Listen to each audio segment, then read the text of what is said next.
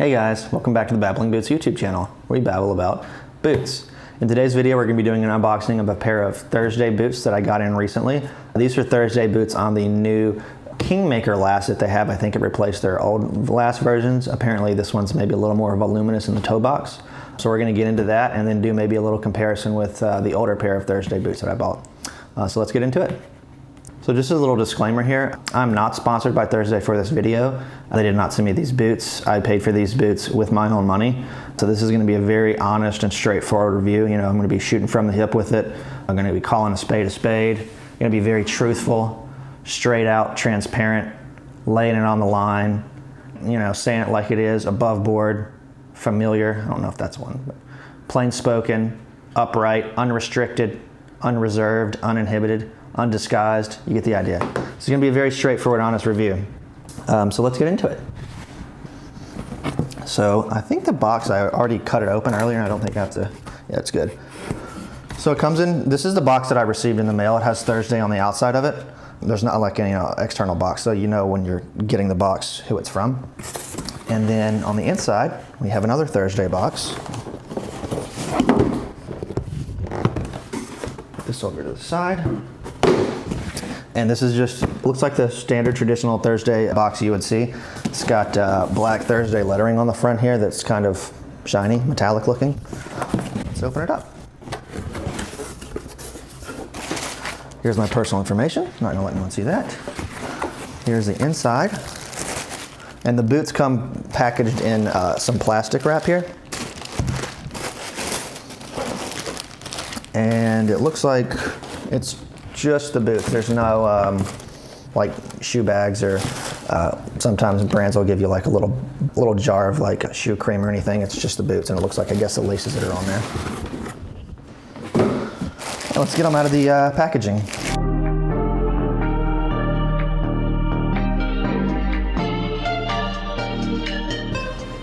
All right, so here are the boots. First impressions, just the smell. It doesn't really, I don't think it's like a leather smell. It's a pleasant smell, but it's almost like a chemically smell.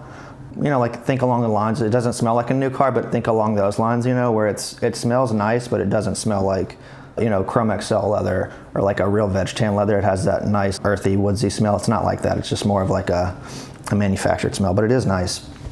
So a quick rundown of the boot specs here. As I mentioned, this is on the new Kingmaker last from Thursday, which I think is wider in the toe box here than the true last they had before 2022. It does have this StormKing outsole, which is kind of like a studded rubber outsole here. It's got a lot more grip than the classic Thursday, which is more of like a day-night-esque outsole. It does look like this outsole is not stitched on or nailed on. I think it's just cemented on. So it is Goodyear welted, but then they just cement on this outsole here. Hopefully that, you know, that's not gonna wear away too much over time, but you can still get it recrafted because it is just the outsole. It can be pulled off, and then you can either get a new one stitched on, or you can get, you know, a similar one glued back on. But it doesn't have like, if you get like a White's or a Nick's or more like Pacific Northwest brands where they have like a big thick heel on it, usually those are nailed in for extra security, but this does not have nails in it. And it's a $200 boot, so I wouldn't really expect it to. The leather itself, I think, it's kind of like a nubuck texture. I think it's a similar, like an oiled nubuck. So it's got kind of like a very light micro suede kind of feeling to it. And you can like kind of rub it, and it, you know, over time it'll kind of shine up nicely. I think this one you don't really have to take care of all that much. Like there's no need for really conditioning it because it is kind of like a rugged and resilient leather, I think they call it, where it will take scuffs and wear nicely, and it will maintain its character over time because it does have like a high oil content. You don't really have to worry about, you know, taking care of it a whole lot.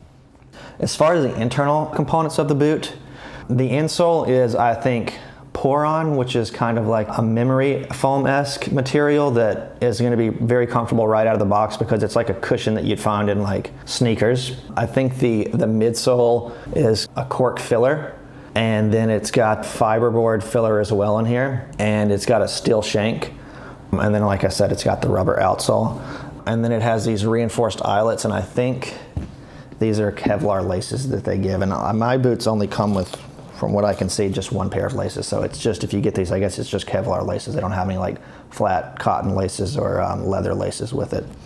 And I believe the tongue is, make sure, yeah, it's an ungusseted tongue.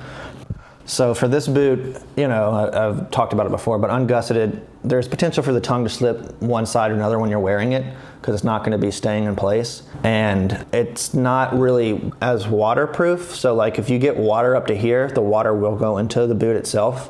Whereas a gusseted tongue, however far up the boot it's gusseted, it'll keep the water out because the leather acts as a barrier for it. But you're not going to have that with this. And most boots of this price range, you wouldn't. So that's pretty standard. I believe the cap toe is just kind of a false cap toe, which you see with most boots. Like one of the few boots where it's like a real cap toe, where this leather goes all the way down from the vamp to the toe, and then there's like an extra piece of leather over it. That's like Iron Rangers has that, but most boots, and I think Viberg even like this at $600+, the leather vamp here goes down to just right below the cap, and then this cap kind of meets it. It's just one piece of leather here, one piece of leather here, and then there's just like the overlap of the two parts where it's actually like two pieces of leather. So it's like a faux cap toe like most brands do. I think the heel counter here is kind of a elastic material, so it's not like leather or leatherboard, it's just elastic, so it does have some give to it, which, you know, I would personally prefer it all leather, but that's, again, $200, you know, what do you really expect? The stitching on it, though, does look very nice. I don't see any stitches that are out of place. This is interesting. This, let me see, this boot has it a little bit, not as much, but if you look here, let me get this stick. You can see there's kind of grain break. I don't know if this pair had been tried on before, or if it's just a part of the hide they chose, but you can see here there's pretty significant grain break on this quarter. This one's got a little bit of it right here. You can see this one's might be more in the acceptable range. This one, though, again, I'm not sure if it's been tried on or not, or if they just chose like a lower quality part of the hide, but you can really see. I haven't even, there's this material still in here, like I haven't tried these on at all. I just took them out of the box, and you can see where it's really, that's not very what you'd want to see like in a brand new pair of boots. This should either be a seconds or like a used pair. I don't think that's very acceptable. So this to me looks like they could have used a lower quality part of the hide, like the belly of it, which is kind of where I can just get a hide I have and try to walk through it. It might be easier if I do that. So here's a part of a leather hide that I have. This would be like, this is really a quarter of a hide. So this is the top half where the head is. This is one of the arms. There'd be like an arm over here and then like a foot down there. But this area here, towards the edge of the hide, this is like the belly of it. You see there are a lot of like wrinkles over here and defects in the hide. This is where the belly is, so you can imagine this would be like kind of wrapped down under the cowl, and this is like one of the arms. That area is typically more fatty. There's like more stretch to it because of the way the cowl is anatomically, whereas this is more of the back where the spine is. So this would be like the shoulder, and then down here would be like the bend of the cowl. And this has a lot more tight grain structure to it. So when it bends and flexes, it has a like really tight grain break, kind of, you know, rolls more. Whereas the further you get over here, like I said, this is the belly, and this part would be like the shank of it. It's a lot lower quality, and a lot of manufacturers that use leather hides will often discard this or use this part as kind of like a lining or something, because it's just generally considered kind of like the waist of the cowl. And that's just because this has a lot more defects in it. It's not as smooth. Like I said, the grain structure is a little more loose. And you can see here parts of it, like this part has never been, you know, really manipulated. It was just tanned. So these creases and like wrinkles in it are just natural to the hide itself, not from like wearing or manipulating it, which is why I'm thinking that this boot here, you can kind of see this creasing is kind of similar to what you see over here. So I'm thinking that Thursday might have used more of the belly of the hide for making this boot, which a lot of boot manufacturers wouldn't do because it's kind of like scrap. Not only does it not really look as good, but sometimes it's also just kind of structurally deficient because it has such loose grain to it. And this is like, I think, 10 to 12 ounces. So this is a thick piece of leather. but I could probably like maybe tear part of this because it's like not as structurally sound. So let me see if I can see, like that's 10 to 12 ounces of leather here, and I can just tear it like that easily. If I go over here and like try to tear some of this, like look at this part right here. See how thin it is? I can't even rip that with my hand. See that? It's not even moving. Like that's how strong this part of the hide is because of the tight grain structure. And then this part, you can almost rip it like paper. So that just really shows that, like not only is this part of the hide not as attractive looking, but it's also just not as strong too. Like the integrity of it's a lot worse, basically. And that's what it seems like they used here, which could, weaken your boots over time. I'll take this hide out of the picture now and go back over there. So yeah, just to drill that point home, I mean, I think this part could be along the same lines where it's like the belly, because you can just see the creasing in it without even having worn it. Some people would say, oh, is that loose grain or grain break? Grain break typically occurs after you've worn your boots in. The grain kind of comes through, and it may be like tight grain, or it may be a little bit looser in terms of appearance. And that's usually pretty hard to tell just by looking at the hide you're cutting it from, unless you know what part of the the hide you're getting it from. Which if you're getting it from the belly, the sides of it where the shank is, then it's going to be looser. If you're getting it more towards the bend, you kind of know ahead of time that it's going to have a tighter grain structure. I would say this looks like it's probably just loose grain, not even grain break. If you look, I can just like push down on it, and it just, you can see light pushing down really brings that through. There's not like a lot of structure to that side. So like this part, I'm pushing down, not really giving much. This one, it's kind of bending in and warping. I don't know that it would break through or, tear at any point, but it is lower quality, that's for sure. And I think that they should probably, either had this as a pair of seconds or just not let this get through QC. So the next thing is I'll do like kind of a weight comparison for these boots to see how much they weigh. I'll take out this might add a little weight, I don't know, but just in case.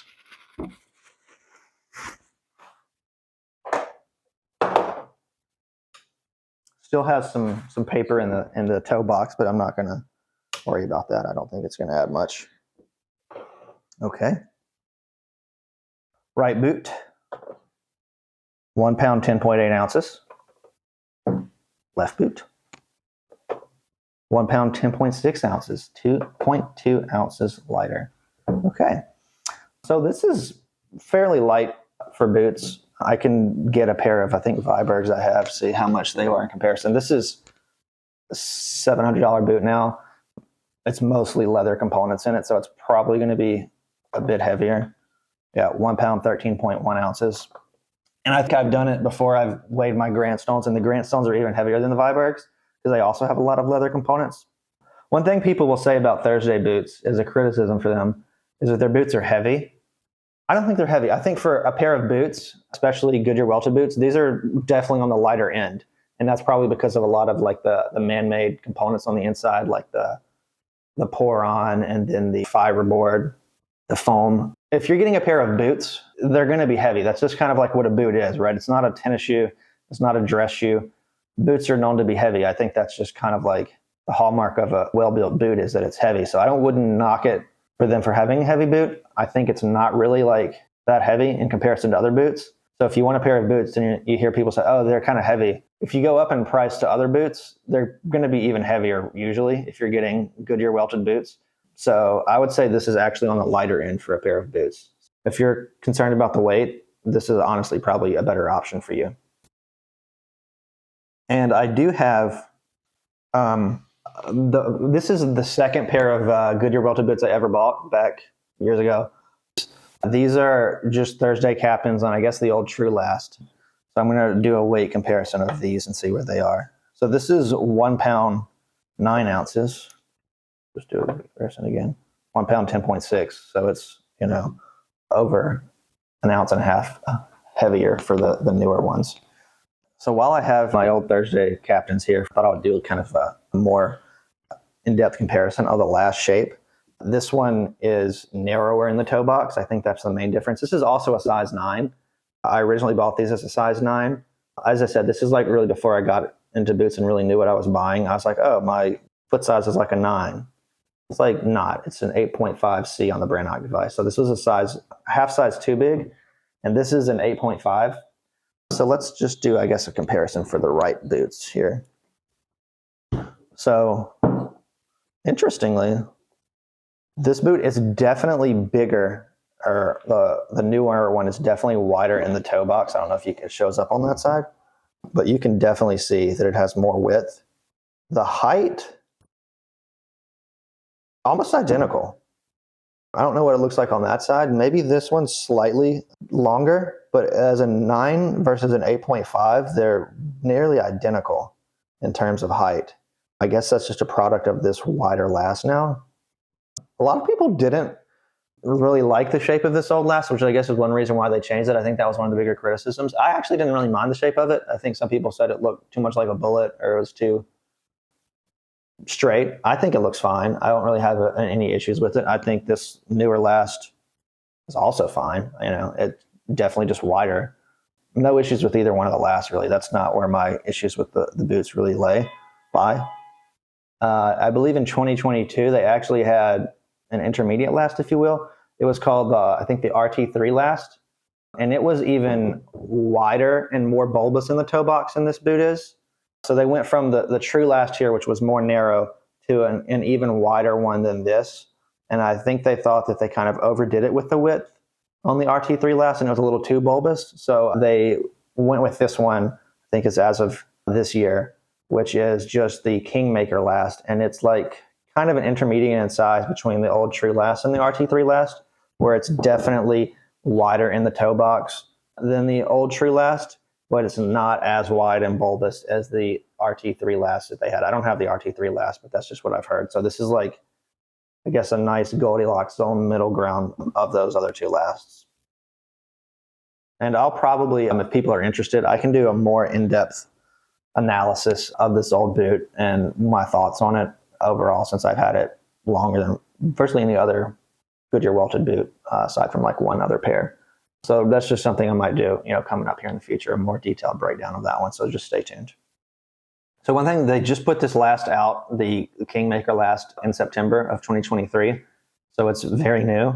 I believe the old RT3 last, they still have available while supplies last. They're not making anymore. It's been discontinued. So if you really like the RT3 shape, I think you can go on their website and you can still buy it, but you only have a limited time to do that. So just be aware of that. All the new makeups for the Captain are on the new Kingmaker last. So just something to keep in mind.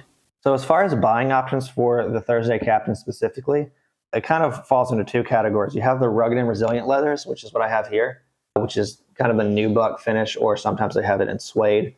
And these are more rugged and resilient in that you don't have to like brush them a lot and oil them up. They kind of take care of themselves. I don't think you really are even ever supposed to oil these. You just kind of brush them whenever you need to. And the high oil content kind of just keeps them in good condition. And so this is the rugged and resilient model, and you can get it in either this StormKing outsole, which I have here, which is just the lug outsole, or you can get this rugged and resilient with this day-night-esque outsole here. So that's kind of the two options for the rugged and resilient. Then you also have just the classic collection, which is what I have here, which only comes in this day-night-esque outsole. And it's got a few leather options. This one is the Thursday Chrome is what they call it. I think it's their version of Chrome XL. This is tanned in their tannery in Mexico. Same with the rugged and resilient. These are also tanned at their tannery in Mexico, where all the Captains are made. All their Captains are also made in Leon, Mexico. So, these aren't made in the USA boots. Just something to keep in mind if that's like really important to you. They do offer this classic model with Horween Natural Chrome XL. It's the only Horween leather that you can get on Captains. It's this model, and it's a natural color, so it's going to be tan, more of a tan color, a light tan color that will darken and brown a little bit over time. So if that's something that really important to you, is getting like at least Horween leather, you can get one specific version on the Thursday Classic. And they do offer, like, I think some suede options for the Classic as well. I think the most popular one, though, is this Thursday Chrome they have here, which I think is a little more rigid and kind of firm than a classic Horween Chrome XL, and it quite doesn't have that same depth of color that Chrome XL does. But this is the closest you can get to the brown, if that's what you're interested in. And all of the models that they have do start for the Captains at $199. In fact, I think all of the Captains are $199. They have like the Vanguard, which is their Made in the USA line, which is like $265-ish. So for sizing context, I did try on the left boot only. I wore this left boot to compare it to the other Thursday boot I have here, the older one. And I put them on the same time, obviously separate feet. The right one here, the Thursday Classic, is a size 9. This is a size 8.5. Even though it's wider in the toe box, this one is definitely a more snug fit than the 9 here. This 9 is definitely too long for me. I think the 8.5 is probably just right for me. I don't think I'd want to go down to an 8. I probably could, and it'd be more snug. I'm wearing thin socks right now, so if I were to wear thick socks, I definitely wouldn't want to do that. But I also tried these with my Viberg size 8. Viberg 8's like, I guess, a 9 US. Yeah. These are more snug. They look actually wider, but for whatever reason, maybe it's because it's leather, I've just broken it in more, so it's, that's also Chrome XL, so it's more forgiving. This is like a firmer leather. This one feels more snug in the toe box than this one. I would imagine maybe if I wore this one more over time and broke it in, it would become a little bit looser. But I would say that with this one, my Viberg, really, my true Viberg size is like 7.5 UK. This is like a half size bigger, but it's still very comfortable for me. They say on the website to size, half down size from your sneaker size. And my sneaker size is a 9.5. So if I size down to a 9, I'd be back here with an even wider toe box, which I would not recommend doing. So I don't recommend sizing based off your sneaker size. I think it's better to size, if you can, off your Brannock size if you can figure that out. I would say this is probably true to Brannock size for me. So pros and cons for these boots. I'll start with the pros first. The pros are that it is Goodyear welted, so you can recraft it. $200 is $199. Be specific, it's $199 for a Goodyear welted boot. That's a very good price. You're not going to find many boots that are cheaper than that are Goodyear welted, so that you will be able to resole it. It is very comfortable out of the box because it is that pour-on foam, memory foam on the inside of the insole. So there's not really any break-in period for it. And as I mentioned, as far as boots go, it's on the lighter end, lighter than Granite Stones, lighter than Viberg, definitely lighter than Whites or Nicks, because it's got those man-made synthetic materials in it that lighten it up a bit. So if you want like a lighter Goodyear welted boot, this would definitely be the one that you'd want to get. As far as cons, this is where the fact that I'm not sponsored by Thursday is probably going to come into play a little bit. I'm going to be pretty honest. I don't really like the fact that these are a lot of man-made internal components, like the pour-on insole. I think there's like fiberboard in there. There's foam filler. The only like natural material on the inside is cork. And then obviously you have like the welt part here that's leather. It's just it's basically, to me, the way I can describe it, it's like, this is a boot husk. It's like a husk of a boot, and then it's like, looks like a boot, and it's got the leather uppers, but the inside is like a sneaker. It's like they took a boot husk and then put it on a sneaker, which some people like that. Like if you're someone that, likes wearing sneakers and you want that immediate comfort out of the box, this is a perfectly fine option. I'm more of like, I guess, a traditional heritage style boot person where I like, the natural internal components that are going to age well over time and get better with wear. Whereas this is like the opposite. It starts off really comfortable with the memory foam, and then after years and years and years, it gets less comfortable. I think that if you're someone that doesn't care about internal components for a boot, you just like the look of this boot, you like the fact that it's $199. You can get it resold if you wanted to, but you're not like I guess, a boot nerd, or it doesn't matter to you that much, then this is a perfectly fine boot for you. $199, you can get it. Additionally, if you're someone that doesn't want to spend over like $250 on footwear, like that's just against like your principles of like, I'm not spending that much money on footwear. That's absurd. This is also a good option for you because, like I said, you can resell it. Or you just like the look of this. You like the aesthetic of it. It's a nice looking boot to you. You don't really care that it definitely has like a factory look to it, I will say. You can tell that like it's a mass produced boot. I know they say it's like handcrafted in small batches. Is it really? I mean, they're always in stock. You can buy them on Amazon. How many things on Amazon are really crafted in small batches that are always in stock? Not a lot. It's got that factory look to it to me. It's, like, this is not a factory boot. Granted, it's $600 something, $700. But the one thing Thursday on their website, you can look at it and it says the highest quality. They don't cut costs. They make their boots like the same quality as some boots in the $300 to $600 range. So they're setting themselves up for a comparison to more expensive boots. And these boots are not the highest quality, like they say they are on their website.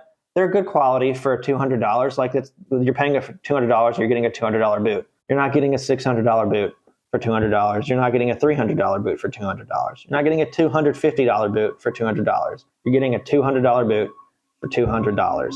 And that's fine. You're getting what you're paying for. But I don't think that the problem with their marketing to me is that they make it seem like these boots are the highest quality boots. They make no compromises. They definitely make compromises in these boots. They just do.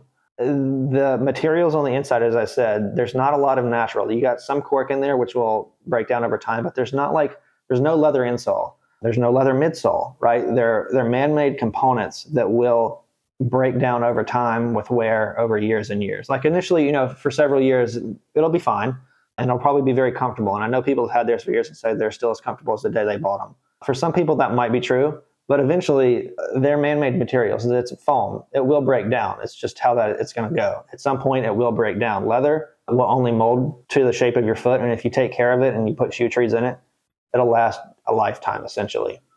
Which kind of gets into the point of like, these are Goodyear welted so you can recraft them and get them resold, but the internal components are going to wear away over time. So I don't know that a resole really makes sense on this boot. Plus a resole is going to cost similar to the price of a new boot. So you could buy a new boot, which, I mean, if you can get a boot resold and it's still a nice boot, I think that makes sense from like an environmental perspective, right? Like if your boot still works, there's no point in buying a new boot because like, help the environment, don't throw the other one away. But from a financial perspective, I don't think it really makes sense to buy a $200 boot and then pay $200 to get it resold, right? Like you're not saving yourself money. You are saving the environment though. Props to you for that. But I think it makes more sense to like maybe buy a boot with higher quality internal components for a higher price. And then every time you get it resold, you're not paying the full price of the boot, which kind of gets me into like, I guess my point of who I don't think the boot's really for. People will say, Thursday captains, if you're on a tight budget, they're a good starter boot. If you're just getting into Goodyear welted footwear and like you're interested in boots, you could start with a captain if you're on a tight budget. I don't agree with that concept at all. I think that's actually kind of poor advice in the sense that like, if you're someone that thinks you want to get into like heritage footwear, right? And you like boots and it's a journey you want to go down, right? You might want to have multiple pairs of boots at some point in the future, but you're on a tight budget. I think you have to be even more careful about how you spend your money than just saying, oh, these boots are cheap boots. They're Goodyear welted. I'll buy those because everyone says they're like a starter boot or an entry-level boot. Boots aren't like a musical instrument where, it's a tool that, oh, if you're just getting into it, like if you're getting into playing guitar, like you start with a cheap guitar so you can learn the ropes of it before you progress to a more expensive one that has more nuance to it that you wouldn't really understand at first. This is a boot. You put on your foot and you wear it. You're not going to be wearing this boot differently than you would any other boot, right? There's not like a specific way you're walking. So I think that, oh, it's a starter boot doesn't make sense. If you're limited budget, you need to figure out what you're looking for in a boot, do your research on it. Are you okay with man-made, synthetic components that will be very comfortable in the beginning? but then probably over time are going to break down and become less comfortable and, may not last 5 to 10 years. Do you want a boot that is more like natural components on the inside, like leather insoles, leather midsoles, that will probably be not comfortable at first because the leather is stiff, but over time and over years, that leather will mold to the shape of your foot and become more comfortable and will have more longevity to it? Like, are you more interested in that? Are you more concerned about just like the general aesthetic of it? Do you really like this aesthetic? Do you like more of like a service boot aesthetic, like something like a Viberg or a Grant Stone? Is where it's made matter to you? Are you okay with it being made in Mexico? I don't think it's that big of a deal personally. I have Grant Stones. They're made in China and they're great quality. But, if it's important to you, consider that. Do you want a boot that has a gusseted tongue? This is not gusseted, so it's not as waterproof and the tongue can fall, side to side. There are a lot of like component, like the heel counter here. If I push it, you can see like it's like celastic. It's not very sturdy, right? It's not going to hold your ankle as much as something like a Viberg will. Like I'm really gripping that and it's not budging, right? Because it's a thick veg-tan piece of leather that's been formed in here. And it feels like metal almost because it's very rigid and strong. You just have to take all those things into consideration when you're buying boots. Like, what are you looking for? And to me, if I were on a tight budget, and I can say this from firsthand experience because these are the second pair of Goodyear welted boots I ever bought. I kind of fell into the hype for Thursday. I saw videos online. People were like, yeah, they're great boots. Like they're cheap and they like wear really well. And it's like a heritage like boot. It's like, I'm going to get a pair. And I got them. And I'm going to be honest, like, I'll hold this one because this is the one I got. I was pretty disappointed in what I got. And $100, there's not a lot to complain about, but it feels like a boot husk to me, which is fine if you like sneakers and you're like a sneaker person, but it didn't scratch that itch of like a heritage boot that I wanted that was like really rugged, a piece of like Americana, or just, a piece of heritage footwear. It doesn't have to be Americana. Vibergs aren't American, they're Canadian. But it's a boot that's sturdy. It will wear well over time. You can take it anywhere. It's like a tank. This isn't really like a tank. This is like a Honda Accord or something, which Honda Accords are great for what they are, but you're not going to go into battle with a Honda Accord. Just saying. So I think that's just an important distinction to make. A lot of people say, get into footwear, get this as a starter boot. That's not a good use of your money because you're going to buy this for $200 and then you're going to be moving on to the next boot that you want, right? Like, oh, I just got this. Maybe after a couple of months, you're going to be like, I want another boot because you're diving into footwear and you want one with leather components. That's what I did. I bought this boot and I wore it a few times and I was like, there's more to the boot world out there. Literally, I think a month later, I bought this pair of Vibergs. Not even kidding. Because like it didn't satisfy that boot itch for me that I had. And I wish if I had gone back in time, I could have done more due diligence with my research and not just taken the advice of like, get them because they're like an entry level boot.